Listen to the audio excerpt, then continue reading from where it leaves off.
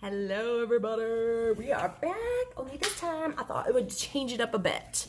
And don't let this beautiful mole gray hair stop you from watching it. It does get better. It's pretty scary right now. I know. But we're gonna get better. Well, it's gonna look better. I mean, not like, but you know, better because I get to put makeup on and look different. So we are changing it up a bit this time. We are, instead of doing a fashionista, we are going to do a beautiful Hollywood actress circa 1940s, 50s. Yeah. Because I just find them romantically classic and glamorous, and I don't know, I've just always had a fascination with Hollywood beautiful actresses back in this time.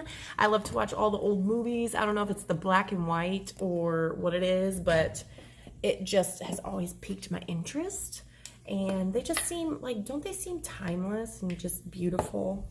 I feel like, I don't know, like we've lost that nowadays. But anyway, so I want to see if you can guess who the actress is. She piques my interest for several reasons. One, I read her biography like several years ago, and the reason that I read the biography we'll get to, but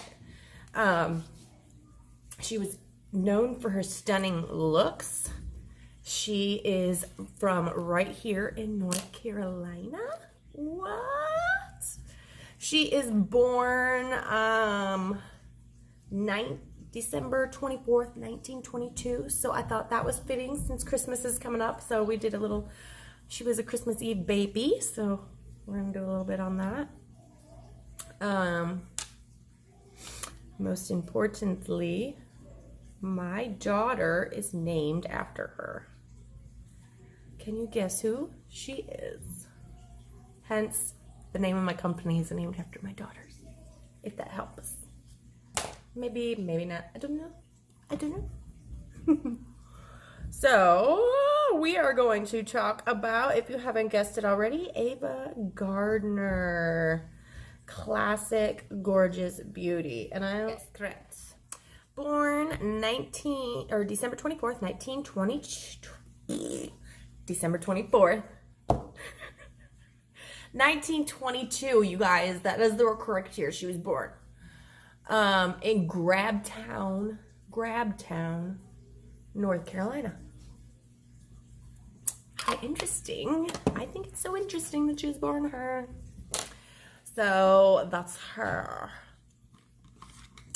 She was born the baby of 7 children to Mary Elizabeth and Younique Gardner.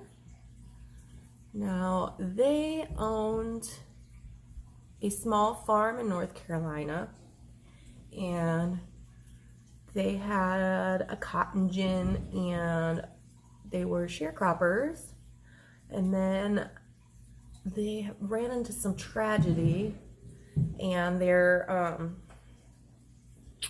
barn and cotton gin caught fire one night and burnt to the ground. It's not terrible. And so I'm guessing they didn't have insurance because it says that they were unable to rebuild and were forced to leave their farm. So it sounds like they sold everything and they moved. And they moved to Newport News, West Virginia. I always like the name of that place, Newport News. They're a clothing company, I think, like back in the day. I remember getting magazines for it. Maybe it's still out there. I don't know. But anyway, back to what I was saying.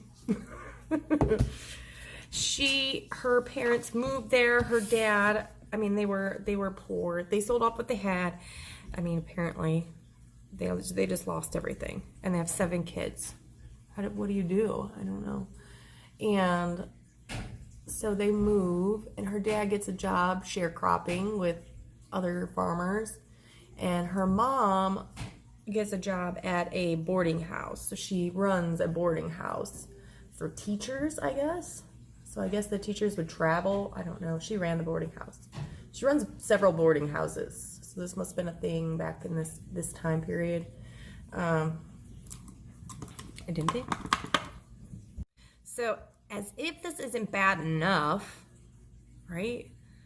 They've just lost their home. They've had to rethink everything. Her dad dies at her age of, well, she was 16. I don't know how old he was. I guess I could do the math, but y'all know I ain't got no math skill. So anyway, her daddy dies and she's 16 years old. How tragic. So now, even though times are already tough, they're having trouble making ends meet. You know, they're living at this boarding house that her mom is working at and struggling. So at 16, Ava decides that she is going to go to school, because even though her mom didn't have money, she wanted her daughters and her kids to do well. So she encouraged getting education. So her daughter decides she wants to do training for secretary work. Back then they had a program, I guess, that you go and become a secretary. These were the jobs for women back then. You know, we were only allowed to do so many certain things. Lord forbid. I guess they were, that's what I think. I think the men were just afraid that we were going to do better. I don't know. I didn't say that. I did say that, but I'm kidding. So anyway, as she's doing this, her sister and one of her sisters is older sister. They're like 15 years apart, I believe. Her name is Bappy, or that's what they called her. And she's married, so she's much older than her sister. And her husband is a professional photographer at the time. And they had actually originally moved to New York, and she came back to visit, or her sister went to visit. Somebody went to visit each other. I don't remember. And her brother-in-law decides he wants to take pictures of her. And so he takes these pictures, and they're really like, they're beautiful. She's like in big hats and nice clothing, and they're innocent, just pictures. And fun story.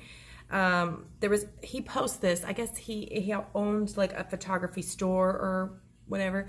And so he posts this picture in the front of his store like window. And so people are walking by seeing it and staring and like, oh gosh, she's so beautiful. Well, this one boy becomes infatuated with the idea that he has to have a date with her. And so he calls this company pretending that he is a agent from MGM and he wants to get her phone number. But fortunately, like, the secretary sees through it and like, she's like, yeah, no, I don't think so, buddy. And so she doesn't end up giving him the phone number. Anyway, so then, what do I want to do? After this episode, her sister Bappy and her husband are like, you know what? I think maybe we should try and send these to MGM. And so they did, without telling her. They sent pictures to MGM, and that's where it starts, you guys. So they send these pictures out, and guess what? MGM is struck by her beautiful looks, that they call and set up a screen test for her to come in for like an interview, right? So they tell her, and she's like, really? Oh, awesome, yay, I'm gonna go.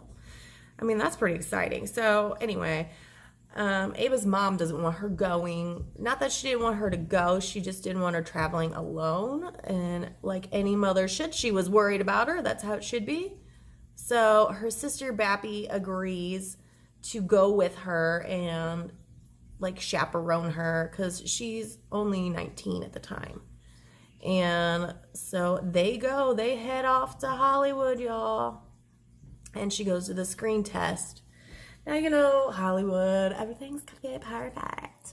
So she's from small town, North Carolina, y'all. So she has a southern, y'all, accent. And so they love her look.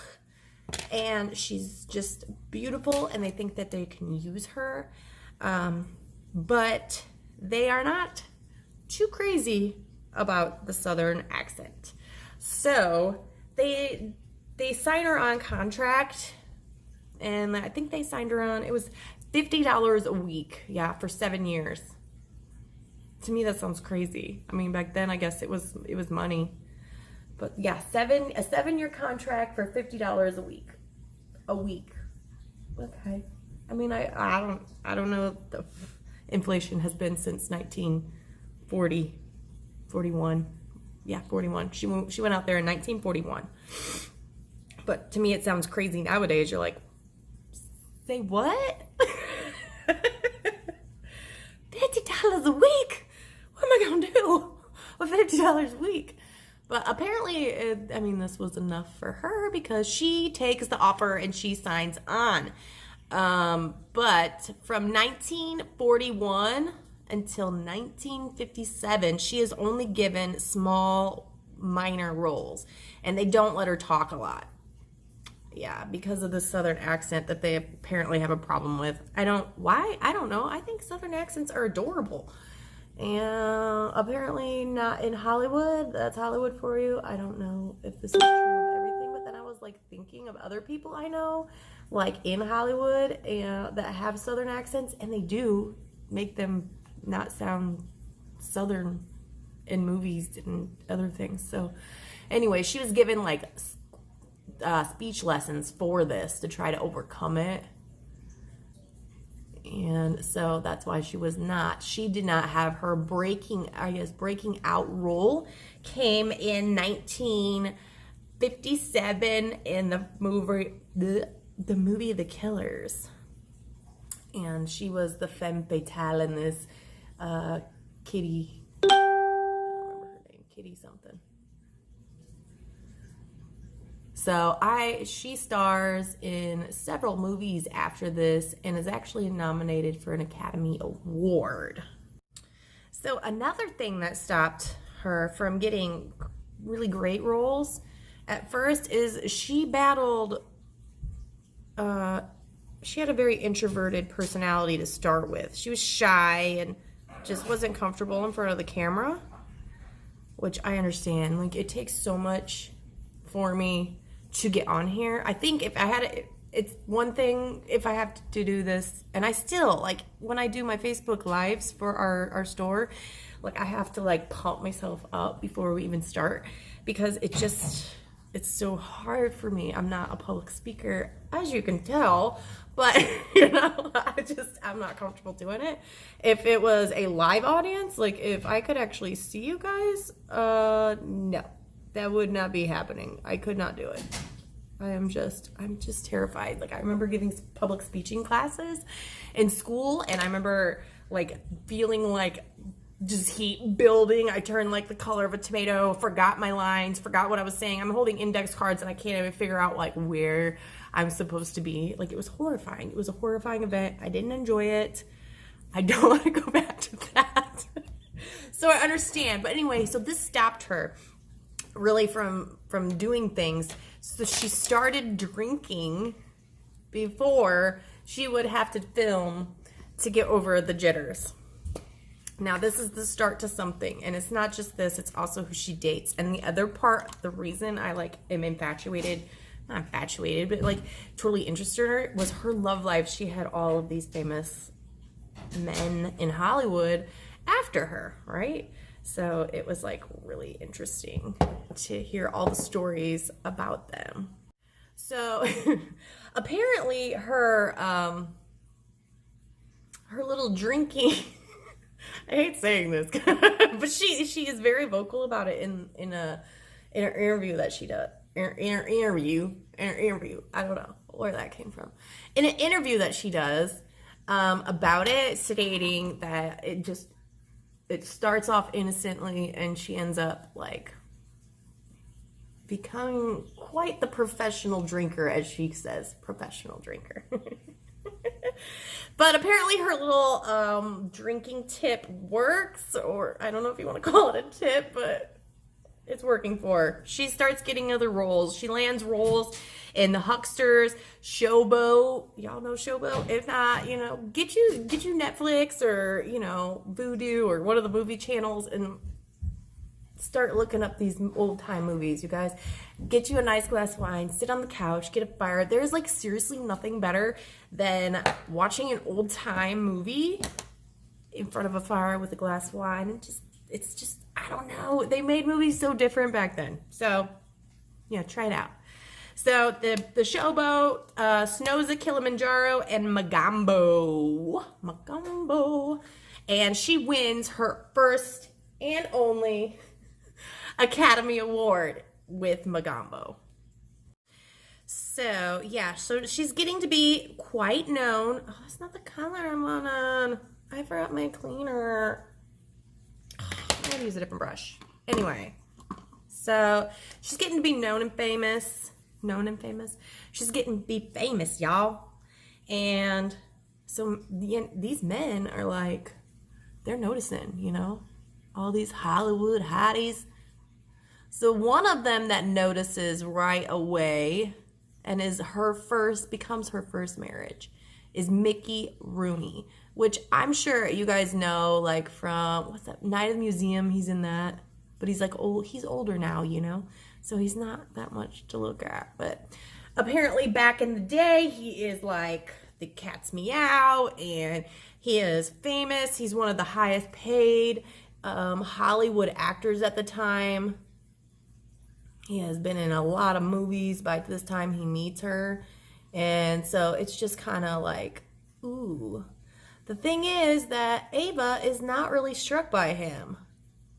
Well, she first meets him on the set of some movie. So he's dressed like this Tropicana lady, you know, a big tropical hat. He even has like boobs and eyelashes on. And so, yeah, not highly romantic. So that was the first night he asked her out for dinner. And she turns him down. And she even quotes like, turned him down. I told him I was busy. I had nothing to do. I didn't know anybody in Hollywood. I had nobody there but my sister and me. My suitcase was basically like 2 outfits and a hairbrush when she moved there. And here I am telling him that I'm busy. But anyway, so he goes on and he just keeps pursuing her and pursuing her and pursuing her. And finally she agrees. She's like, fine, we will go have dinner. But my sister has to go with me because she lives with me. He's like, fine, bring your sister, whatever. And so they go out to eat. And she ends up finding him charming, funny, witty. She's drawn to him. And he is kind of, how do I put this? He's kind of man whore back at this time. And he has slept around a lot. And his main thing is to sleep with her. And so she's like, she's a Southern girl. She's like, no, I can't sleep with you. I'm not talking like on the first date, but like after many dinner dates, this is what he's saying. She's like, I can't. She's like, I am saving myself for marriage. We can't. So what does he do? You got it. He proposes. Men will do anything to get in your pants, right? So they get married. And she does state that she ends up falling in love with him, and they really enjoyed each other, and they had a great sexual relationship constantly. I mean, she's quoted as saying this, like, it was great. I mean, she's 19, it's her first time too, so I don't know. I look at Mickey Rooney and I'm like, ew. So I even looked up like the older pictures of him. And he is like got curly red hair, and he's only like 5 foot. She towers over him. I don't remember how tall she is, but she's like 5'7" or something. So she's much taller than him. And I'm thinking, what are you seeing in this dude?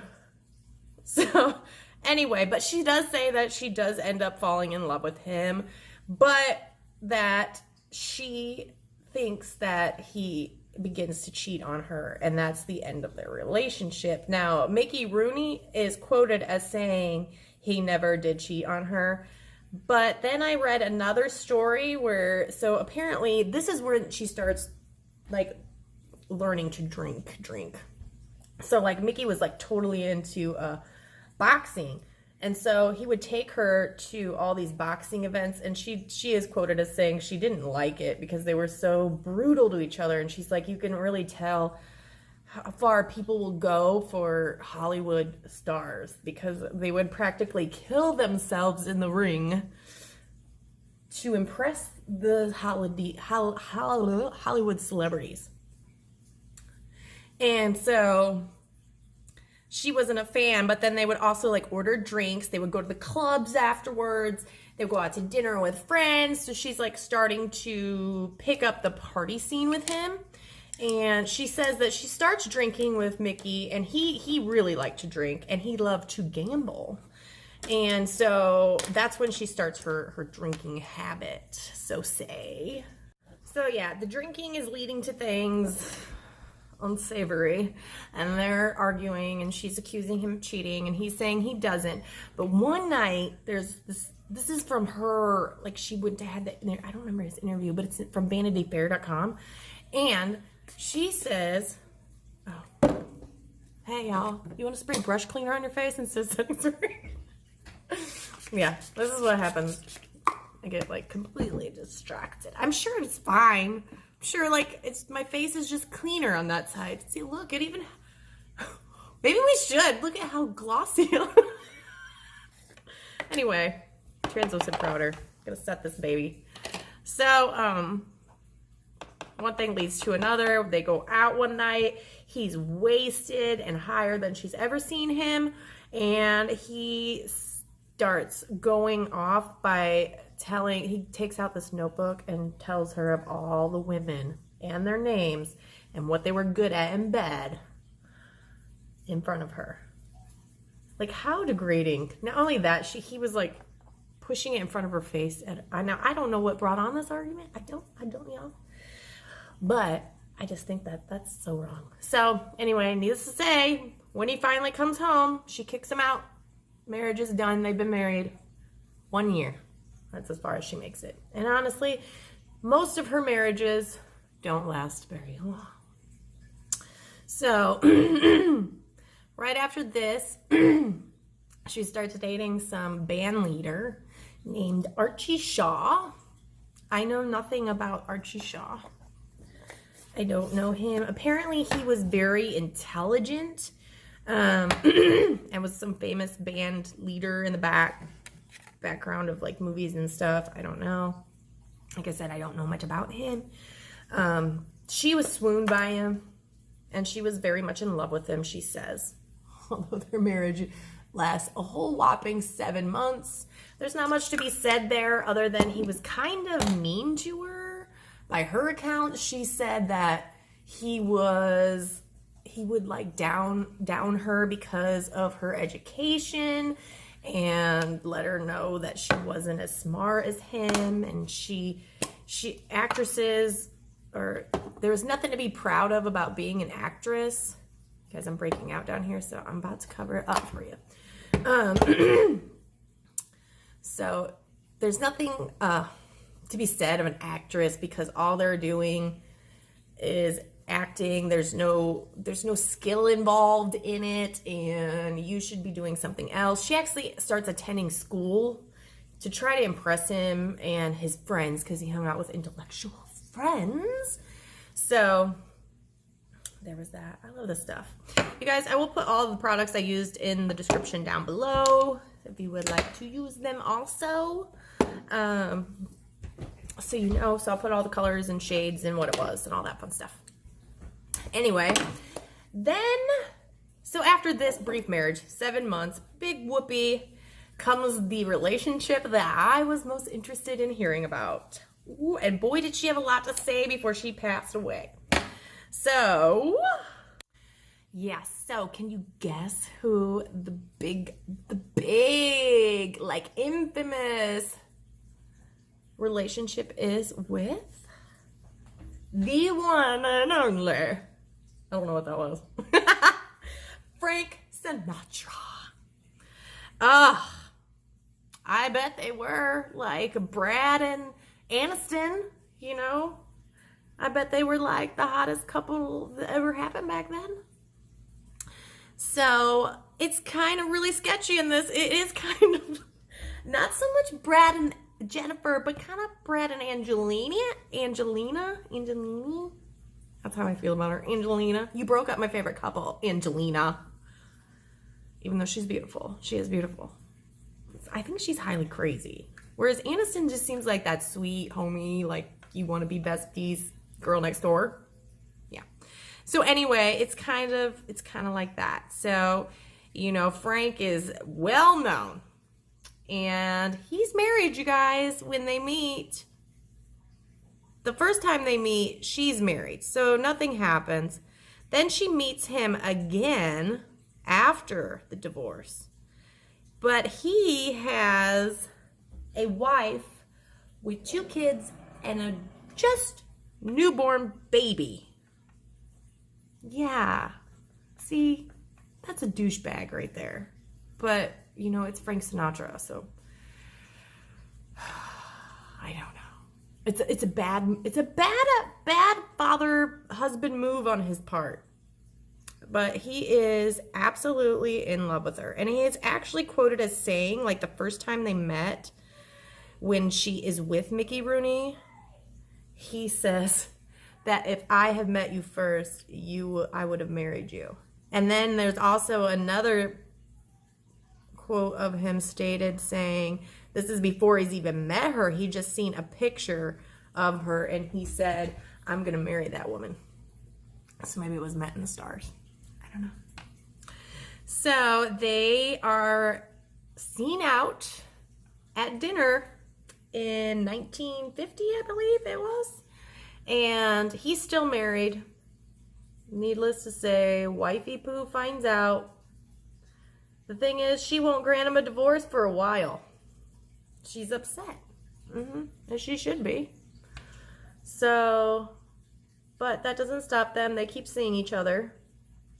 And she says, quote, the intensity of the relationship, the relationship is intense. So they are known for their intense relationship. And it was one of those super intense relationships where you love or you hate each other. But this is really, so I forgot to mention, back when she was married to Artie Shaw, the band leader man, this is when she starts really drinking heavily. And that's what she calls it. I started drinking professionally. I don't know what that means, but she says that it's gotten big time. She's been introduced to the hard stuff and she likes it. So she says that they used to go out for caviar and vodka with her ex-husband, Artie Shaw. And that's when she was introduced to hard liquor and she liked it. And then she learned to drink the hard stuff. So that's what she says. So anyway, so now that we're like a professional drinker and we're with Frank Sinatra, if you notice the pattern here, she likes bad boys. Who's to blame? I'm a bad boy girl too. We all think we can change them. I don't know. So anyway, what was I saying? So they are, as you know, infamous couple. And they are going out all the time. They're going to the clubs. They're going out to eat. They're drinking and partying it up. And his wife finally does give him the divorce. And I'm talking days. I think it was 2 days after she gives him a divorce, or the divorce is finalized, they get married. He marries her. He marries Ava. So, I mean, there was definitely love in this relationship. Or at least, you know, intense heat between them. But they are known for fighting. So the other thing that comes out in these interviews with her is that Frank at this time is doing very bad, like poor. He lost his contract with MGM. He's having a tough time. He's going downhill. He has no money. He's flat broke. And like she's hit it big at this point. So she's like the breadwinner from the day they meet. Like she doesn't know like good side Frank yet, you know. So he's down in the dumps. He has no money. He's having trouble getting a job. So he is drinking heavily. He's taking sleeping pills. And it is said that he is had three actually, suicide attempts while he was with Ava. And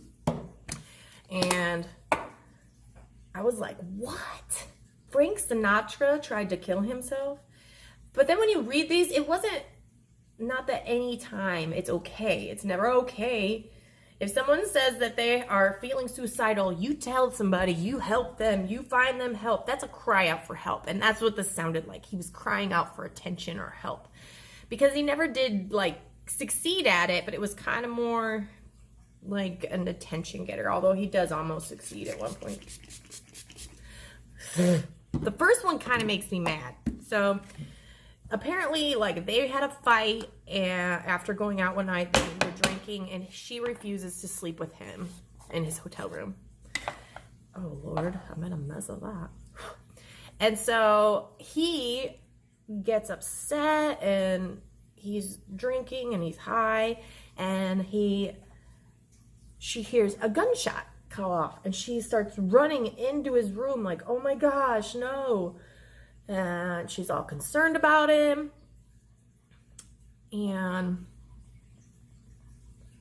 she goes in there and he's like grinning at her like it's funny. And then she notices the shot in the pillow. So he shot the pillow to make her think that he had harmed himself to get her running back into the bedroom. And she says, I should have been so mad at him, but I was so happy that I didn't find him just dead with his brains blown out on the floor that I quickly forgave him and we made up. And I'm like, girl, I'd have punched the crap. I probably would have made out with him afterwards, but I would have beat the hell out of him first. No, am I wrong here? Like that's just wrong. Like that to me is manipulation, and I'm not good with that, Frank. I'm not good with the manipulation. So we have that. The second attempt, he overdoses on sleeping pills. So it does sound like he's going there, you know? And she states maybe he just didn't know how many he took. And I'm like, I don't know about that. And then the third time, he's drunk and high again. Yeah, so he's drunk and high again. And he turns on, this time Ava's not there. He turns on the stove and falls asleep in his room. And luckily, one of his buddies happens to come in just in the nick of time to save his life. It's craziness. So other things leak during her interview. So she apparently had 2 abortions during their relationship. Yeah. I mean, ugh. And so she says that, you know, it was just that she didn't think that they could provide a stable environment for a child because they both were off the deep end. They were both drinking. They were both doing things. They were both just party animals. And so apparently this upsets Frank the first time, and the second time, that was it. That was the end of their relationship, so it says. But even though, like, they are done with each other, and they get divorced 6 years later. So that's the longest relationship she had, 6 years. I don't think she doesn't marry again after this one, because it is stated that they were each other's love of their lives. They remain close after this, and both both had interviews where they say they both didn't get over each other, and they will for always and forever have feelings for each other. So it's kind of sweet. So then after, it's so hard. I stop talking when I do eyeliner because eyeliner is so difficult for me. But they remain close. He still visits her every once in a while. She ends up having a stroke in 1986, which leaves her with paralysis on one side of her face. I know. And that's when she decides to do this interview for Vanity Fair, where she's gonna write. It wasn't Vanity Fair, it was a writer. I can't recall his name. But she specifically calls this guy up because she was told by friends that she could trust him. And so she calls him up and is like, hey, you wanna buy my story? And one of the things, when he goes to meet her, he sees the paralysis, because at this point, you know, she's not showing her face anymore. 1986, she's an older lady. And she just doesn't feel like that's a good thing. Showing her face like that. She's known for her beauty, you guys. So that's a hard pill to swallow. And she said, well, I have to do something for money, honey. So she was going to sell her story. Funny story though, she does not end up selling. She, like, after months of going through her story with this writer that she chose, she ends up not doing it because Frank Sinatra had made a pact with her that they would never sell their life story together. And he never does. He never does. And so there is some lawsuit about, I think it's with, I don't remember which company, but he sues somebody for mentioning the fact that he is tied with the mob, because there was that going around, right? She does state though in the book, like, he was flat broke. If the mob was there, then where were they when we were poor? So, but then she also says that they were really good to him when he was a hot commodity. So who knows? I mean, everybody says there's some tie there between Frank and the mob, the mafia. But yeah, so when she has this stroke though, and he sues this, she drops the story. She doesn't end up going through with it. She does end up doing a book with another author, but not as risque as the interviews I read with this guy. But then he ends up publishing these after she's gone anyway, so I don't know. Anyway, after her stroke, Frank continues to come see her, and in the hospital, and he pays for all of her medical bills, because she doesn't have a lot by then. And so they kind of took care of each other. When he didn't have it, she did, and when she didn't have it, he did. It's kind of sweet but sad because they couldn't be together.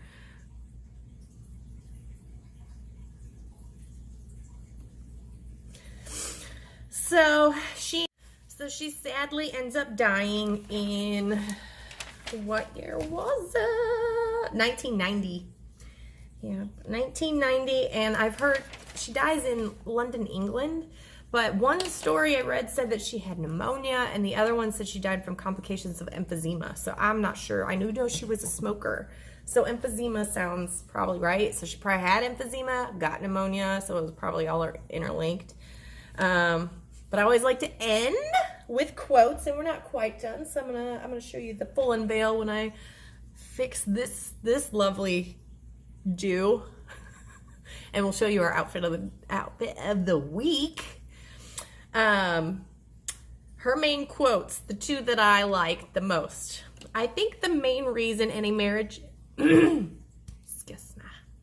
think the main reason my marriage has failed is that I always loved too well, but never wisely. No, not wisely. I agree with her there. Yeah, there seemed to be like some insecurity, right? Like insecurity with herself and always blaming of like cheating. And I think that's where a lot of the fighting came in. But anyway, she said that. And then this one's my favorite. I think okay, after I read this quote, you'll understand. But I think me and Ava Gardner would have been besties if you know me on a personal level. So here is a quote. I wish to live to 150 years old, but the day I die, I wish it to be with a cigarette in one hand and a glass of whiskey in another.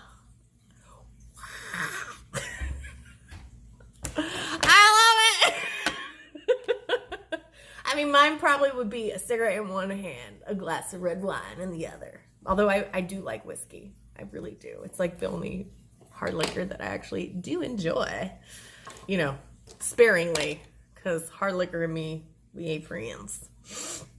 That concludes that story. I hope you enjoyed the biography of Ava Gardner. I'm calling this look Champagne and Bubbles, y'all, because it seems very glam, very champagne-y colors.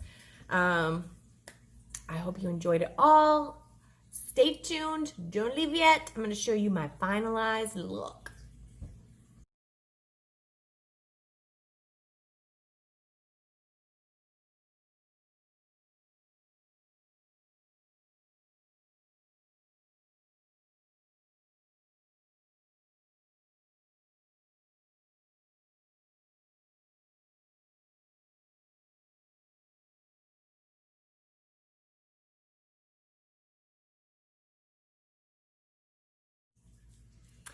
So here it is, my champagne and bubbles look.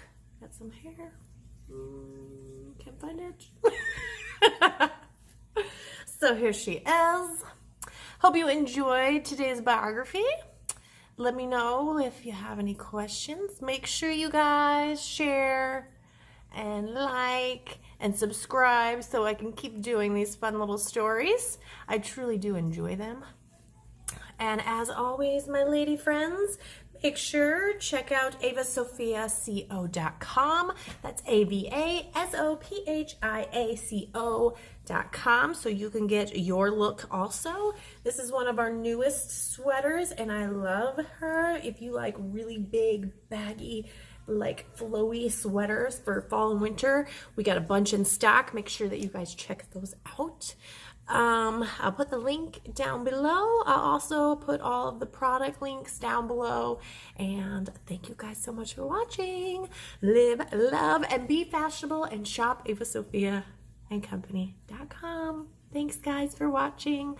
We'll see you next week. Bye.